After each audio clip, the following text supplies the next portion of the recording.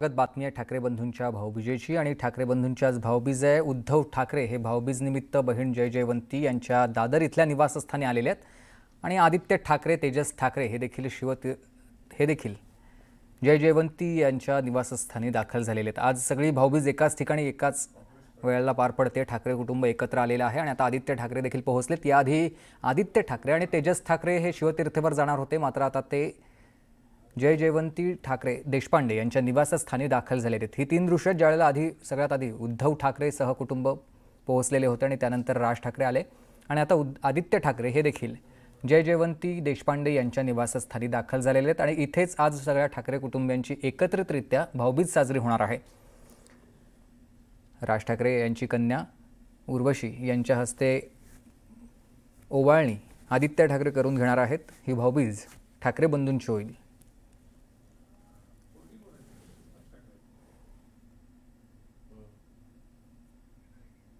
सुस्मिता माझी सहकारी आपल्याला सविस्तर माहिती देतील।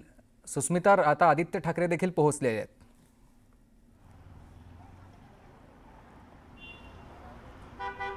खरं तर आदित्य ठाकरे, उर्वशी ठाकरे, अमित ठाकरे यांची एकत्रित अर्थात ठाकरे कुटुंबातल्या दुसऱ्या फळीची भाऊबीज सुद्धा आजच जय जयवंती यांच्या निवासस्थानी होत आहे। गेली अनेक वर्ष ठाकरे कुटुंब दुरावलेलं होतं। मराठीच्या मुद्द्यावरती ठाकरे कुटुंब एकत्र आलं, परंतु यंदाचा दिवाळ सण हा अतिशय महत्त्वाचा आहे। भाऊबीजेच्या निमित्तानं तब्बल 20 वर्षांनंतर उद्धव ठाकरे, रश्मी ठाकरे, शर्मिला ठाकरे, राज ठाकरे, अमित आणि मिताली हे देखील आता या जय जयवंती देशपांडे यांच्या निवासस्थानी येऊन पोहोचलेले आहेत।